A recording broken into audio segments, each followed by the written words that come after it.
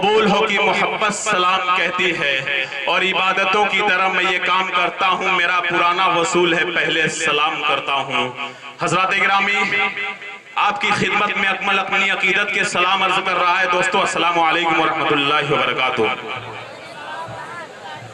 आज का ये मुशायरा बहुत मुबारकबाद दूंगा माइक वालों को, वाकई तबीयत खुश कर दी इन्होंने इब्तिदाई के अंदर। बहुत उम्दा माइक, इसी तरह से शुरू से आखिर तक देखिए काला हुआ करता है कामयाबी की जमानत के लिए। बहुत मुबारकबाद।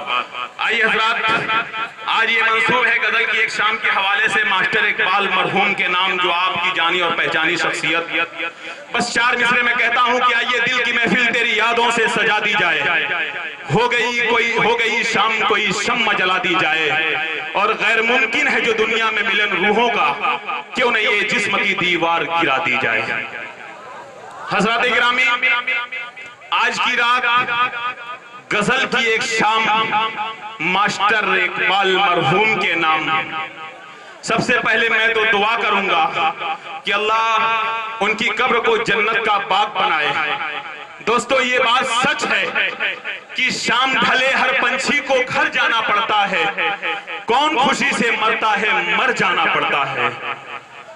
दोस्तों, आज मरहूम के नाम से मंसूब आज का ये मुशायरा, आज उनके पीछे जो उनके अजीज, उनके इज्जा और अक़रबा हैं, जो उनके साथ सब्र जमील का मामला है, यही इंसान के लिए बड़प्पन हुआ करता है।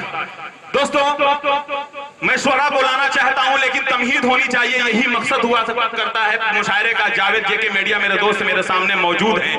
1 मिनट की बात 1 मिनट का अमेरिका नहीं बल्कि लंदन तक पहुंचा देते हैं। और चाहिए भी मुशायरे के हवाले से एक छोटा सा मोहल्ला है कि मास्टर अख्तर साहब की एक ऐसी शख्सियत जिन्हें मैंने जानी और पहचानी जाने वाली, आपके दरमियान की एक ऐसी शख्सियत, मैं ये कह सकता हूं कि जब शख्सियत से शख्सियत जुड़ जाती है तो शख्सियत अजीम तर हो जाती है। वो शख्सियत, जब मैं फैजी गेट के हवाले से आता हूं तो फैजी गेट के ऊपर मेरी नजर पड़ती है और मैं फिजा इब्न फैजी तक मेरी नजर जाती है। वो शख्सियत वहां जुड़ी हुई है।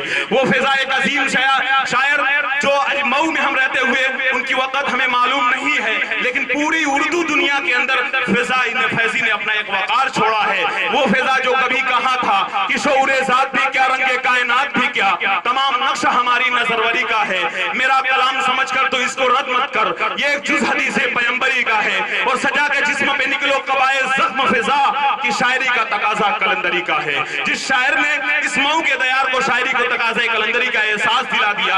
आइए दोस्तों, उसी अजीम सरजमीन पे मुशायरा मुनक़िद हुआ है, एक तारीखी मुशायरा होगा।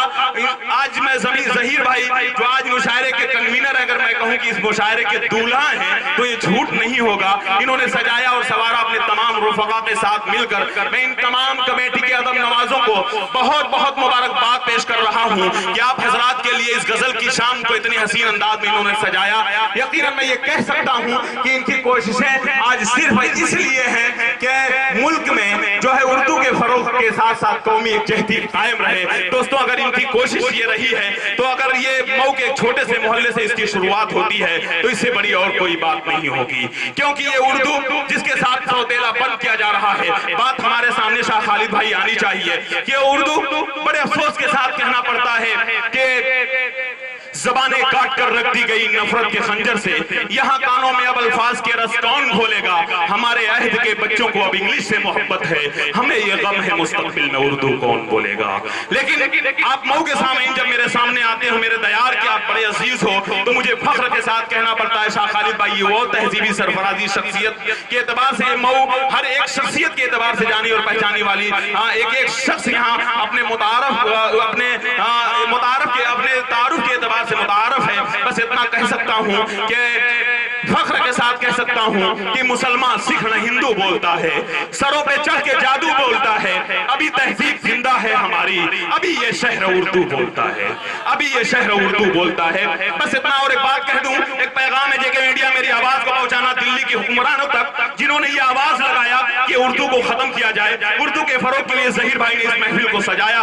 मैं ये कहूंगा इसलिए इसको मिटाने की कोशिश की जा रही है, तमाम स्टूडेंट मेरे सामने मौजूद हैं। एक बात कहूंगा वो ये कि उर्दू को मिटाने की इसलिए कोशिश की जा रही है कि मुसलमानों की जबान करार दी जा रही है। दोस्तों, मैं ये कह सकता हूं ये मुसलमानों की जबान नहीं है। डंके की चोट पर अकमल ये ऐलान करता है, हुकूमत की नस्ल करता है कि उर्दू मुसलमानों की जबान बल्कि ये हिंदुस्तान की एक जबान है। वरना ऐसा न होता। एक छोटा सा वाकया, 1 मिनट का, ये बात सच है कि वो मुंबई के अंदर वो सितंबर का महीना और मेरे शकील भाई का वहां गुजर हुआ तो हमारे गैर मुस्लिम हिंदू भाई का जो गणेश पूजा का जमाना होता है उनके जगह जगह पिंडाल बने हुए थे। शाह खालिद भाई वो कहते हैं कि शाम के वक्त पूजा के पिंडाल से मेरा गुजर हुआ तो वहां वो गाने की वो आवाज आ रही थी कि वो यार मेरा खुशबू की तरह, वो जिसकी ज़बान उर्दू की तरह। वो कहते हैं कि मेरे कदम रुक गए, उस गाने के बोल और पिंडाल से निकलने वाली आवाजें इस बात का ऐलान कर रही थी कि उर्दू पर किसी मजहब का लेबल लगाने वाले नाकाम हो गए। मुझे महसूस हुआ कि उर्दू की मकबूलियत का सबसे बड़ा राज ये है कि उसके साथ इत्तेहाद, एकजहती, तहजीब और तमद्दुन की अजीम रवायात वाबस्ता हैं। दोस्तों, इस जबान को इसलिए सबसे ज्यादा पसंद किया जा रहा है क्योंकि एहसासात और जज्बात के इजहार का बेहतरीन जरिया बनती है। दोस्तों, उर्दू की सबसे बड़ी ताकत जो है उसकी शायरी हुआ करती है, क्योंकि शायरी के जरिए इंसान वो बातें सिर्फ 2 मिसरों में कह सकता है जिनके लिए कई कई शब्दात की जरूरत हुआ करती है। जब इस मुल्क के लोगों ने आजादी का ख्वाब देखा तो इस जबान ने सबसे आगे बढ़कर इनकलाब जिंदाबाद का नारा मुल्क के सरफरोशों के लबों पर सजा दिया और यही इनकलाबी मिजाज उर्दू का सरमाया बना रहा। जब हुकूमतों ने उर्दू का गला दबाने की कोशिश की तो उर्दू कुंदन लाल सहगल, लता मंगेशकर, मुकेश, आशा भोसले, महेंद्र कपूर, मन्ना डे, जगजीत सिंह और चतुरा सिंह के लबों पर जाकर सज गई।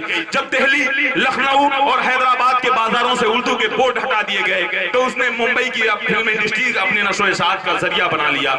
जब उर्दू को खत्म करने की कोशिश होने लगी तो उसने मुशायरों और गजलों के जरिए अपनी मौजूदगी दर्ज करवाई। एक बहुत अजीम बात कि जब उर्दू को मुसलमानों की जबान करार देने की जबरदस्त कोशिशें चल रही थी तो उस वक्त उर्दू को गैर मुस्लिम हजरात ने अपने कांधे पर बिठा लिया और इस बात को साबित कर दिया कि उर्दू किसी मजहब की जबान नहीं बल्कि हिंदुस्तान की एक महकती हुई तहजीब का नाम उर्दू है।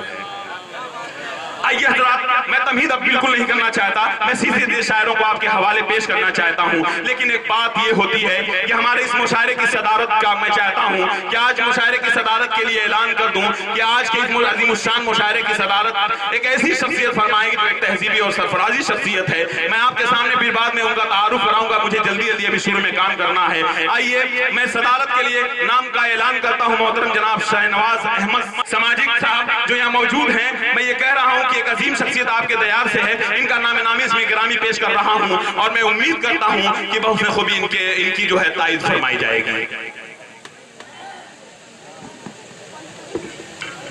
मैं इसकी पुरजोर लफ्जों में ताईद करता हूं। आइए हज़रात, मुअज़्ज़ज़ सद्र की इजाजत मिल गई। मैं कमेटी का तारुफ सारे लोगों के बाद में इंशाअल्लाह कराता रहूंगा।